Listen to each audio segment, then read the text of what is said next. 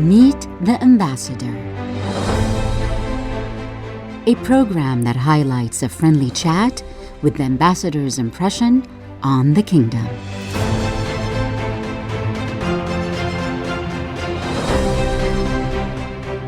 Meet the Ambassador with Dr. Taghreed Al-Sarraj and Bandar Asiri. Stay tuned on SRFM.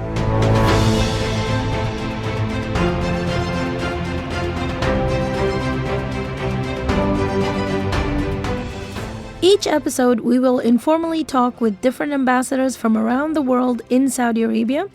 The purpose of the talk is to shed light on the ambassadors themselves living in Saudi and talk about any similarities and differences between our cultures. So our main focus will be on languages, culture, and a bit of storytelling. So stay tuned for Meet the Ambassadors on Saudi Radio.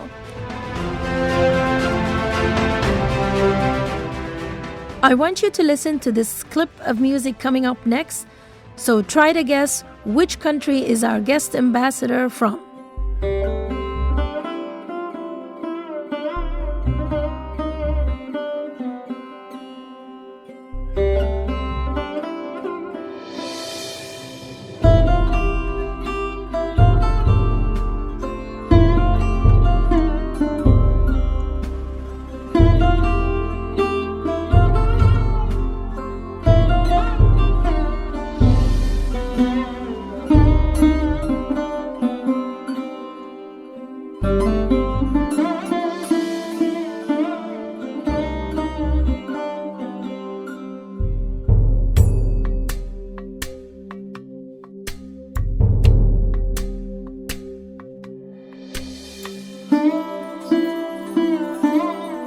I hope you had a chance to listen to the music and guess which country our guest is from. On today's episode, we have the Indian ambassador to Saudi Arabia, His Excellence Dr. Awsaf Saeed, is with us on the line. How are you, Ambassador? I am fine, thank you, and I hope the same from you. Oh, yes, thank you. This show is focusing on language and culture, so we are very interested to have this chit-chat with you and to talk about the cultures, the different cultures between Saudi and India and the languages. So my first question is, how many languages do you speak, Mr. Ambassador? Okay, I personally speak around 4 languages. One is my mother tongue, which is Urdu, then English, of course, and then Hindi, which is the national language of India. And then I do speak a little bit the regional language from where I come from, the city of Hyderabad, which is Telugu. But I also speak a little bit of Arabic, which I had actually learned, Yeah. So about 5 languages. 5 languages, wow. And so I've seen that you've learned Arabic from your CV in Cairo, is that right? Yes, I did 3 semesters in Cairo. It is in the American University in Cairo, and there is a very famous institute there called the Arabic Language Institute. So I learned Arabic there, which was initially more of a Egyptian-influenced Arabic, but we also do the Fusha, the classical Arabic. So yeah. Do you mind asking? It's like why were you interested at that time to learn Arabic? In the Indian diplomatic service, there is a compulsory selection of a foreign language, which each officer who joins has to learn a language. So in my case, I had chosen to learn Arabic. So whichever language is chosen, then you are sent to a country where it is spoken, and you have to do a formal course in that country in a university. So that's how I went there. So it was like after I joined the service, which was in 1989, I went to Cairo in 1991. So it was like a 2 years in the American University there, and then I picked up Arabic. Yeah. Very well. So how long have you been in Saudi? You see, my journey in Saudi Arabia has been in 3 parts. So this is my 3rd part. So this 3rd leg as ambassador, I have been here since last 2 years, and in fact, I came here in April 2019. But I have served in Saudi Arabia 7 years before. I have served for 7 years in different periods. In fact, I first came to Saudi Arabia in 1995, and I served for 3 years, both in Jeddah and Riyadh, 95 to 98, as consul and then first secretary. Then I came back again in 2000 and 2000 to 2004 as Consul General in Jeddah. Now this is my third. So you wow. could see that I have seen Saudi Arabia in the last 25 years. We have lots of questions for you then. So since you've been on and off in Saudi, so you get to see the differences between the years that you've been here. Can you tell us more about when you're first posted here into Saudi? That was in when was 95. it? 95. From there to now, when you came in 2019, is it? Yes. Yes. I would say that it's a huge difference. Each phase there was a difference, and we could see it. Perceptibly, you could see that there is a huge difference.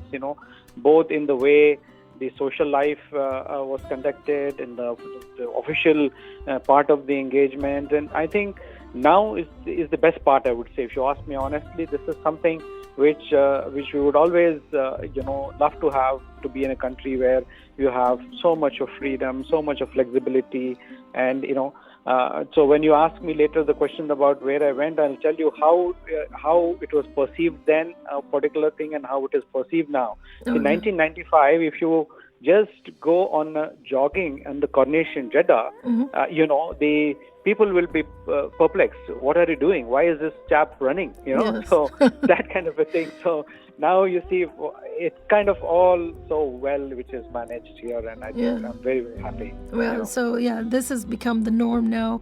I think we with the 2030 vision, it pushed us and made us more focused on progress.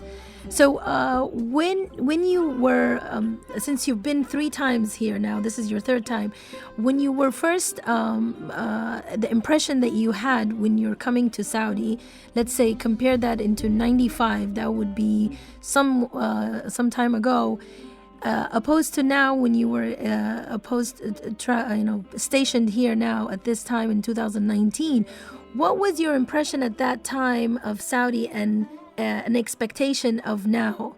When I came there to Jeddah, of course, any country where you have the any city, for example, where you have the coast, there is always engagement with the foreign culture. So in Hijaz, there has always been a movement from India to Saudi Arabia. There have been people who have been coming for Hajj, for trade.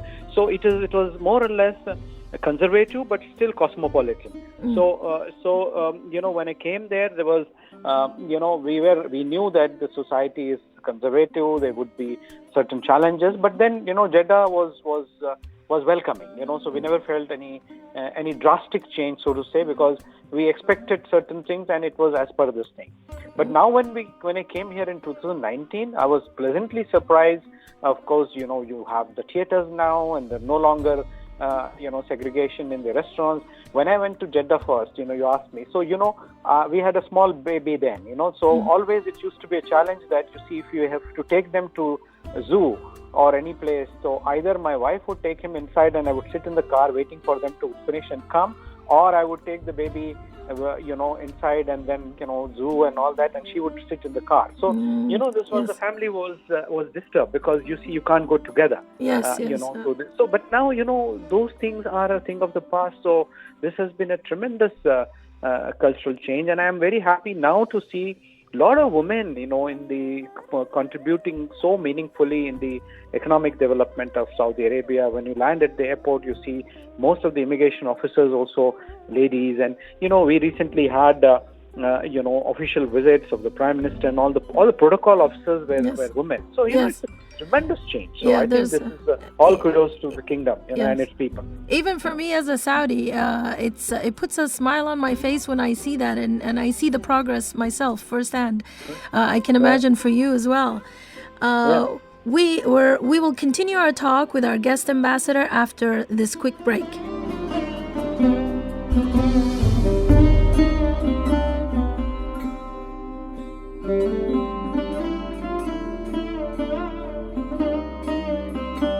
You're listening to SRFM, Meet the Ambassadors program with Dr. Taghreed Al-Sarraj. We are continuing our talk about culture and languages with our guest ambassador, His Excellence Dr. Awsaf Saeed from India. Welcome back, Ambassador. Thank you. Yeah. Ambassador, I'm sure you're always busy with work, but did you get a chance now, since you've been here stationed in 2019, to travel around Saudi and explore its different parts? Yes, I did. In fact, I'm very fond of traveling. So ever since my first posting, I have been traveling.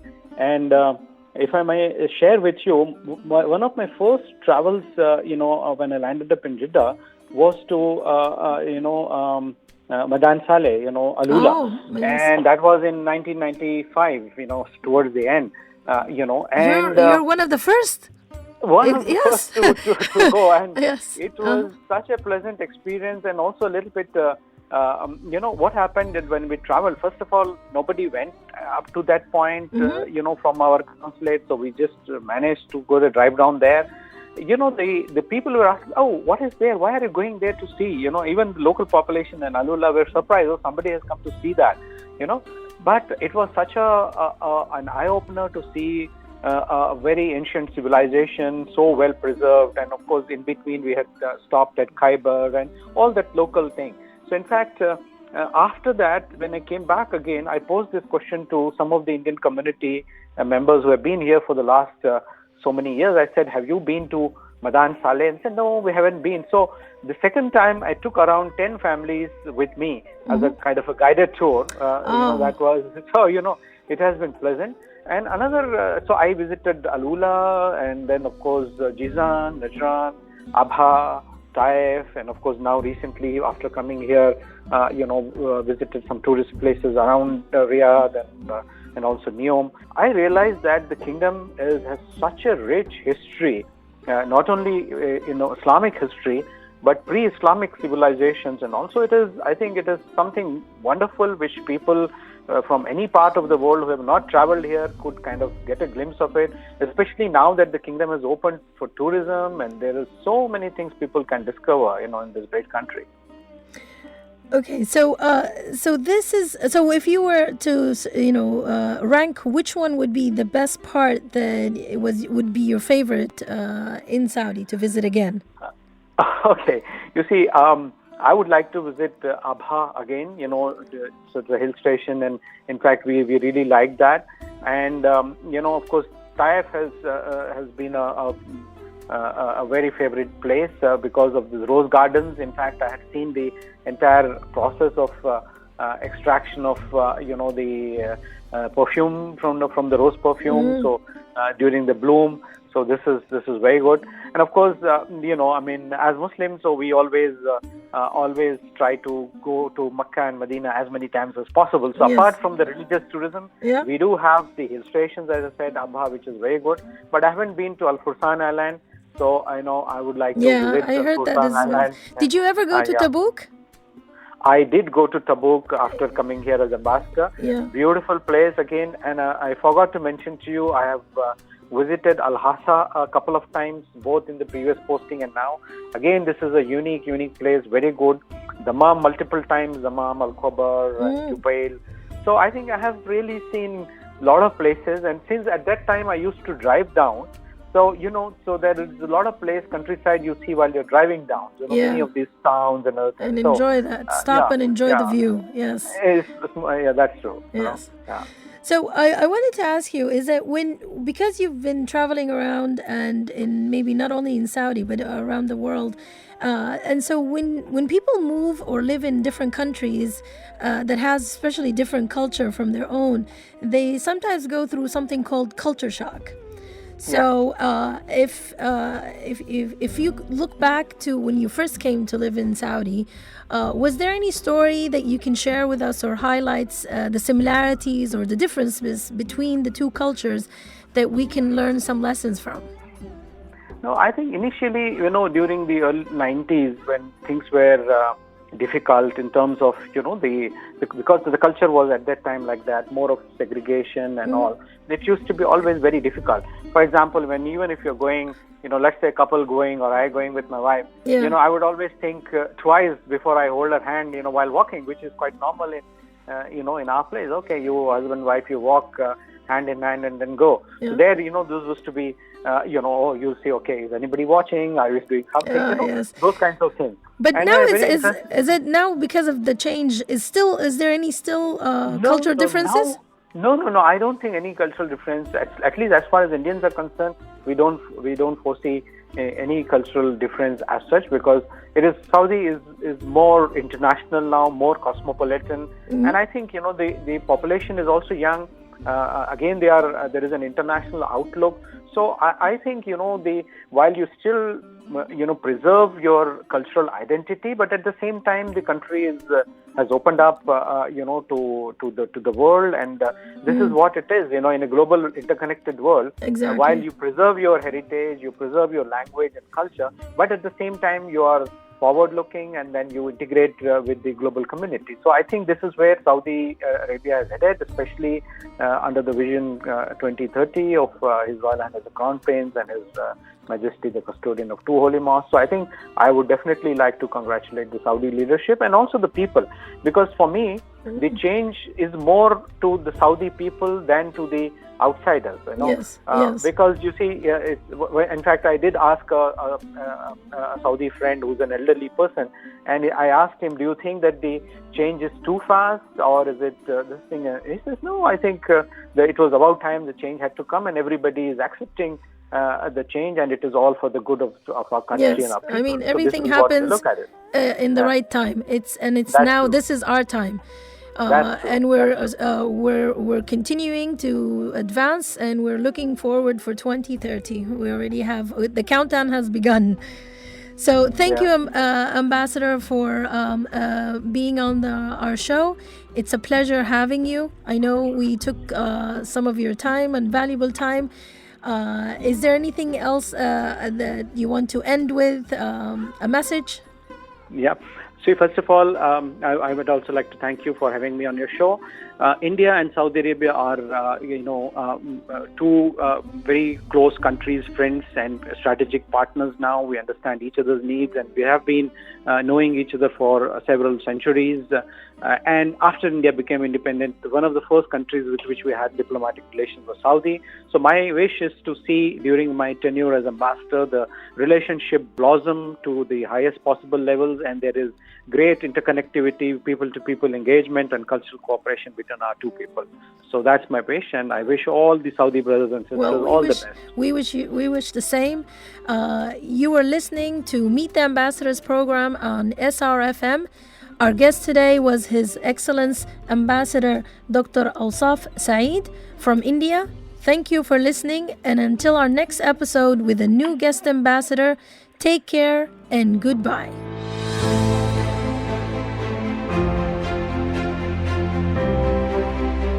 Meet the Ambassador, a program that highlights a friendly chat with the ambassador's impression on the kingdom.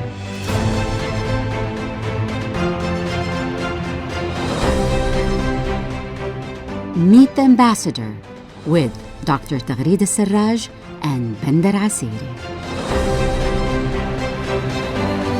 Stay tuned on SRFM.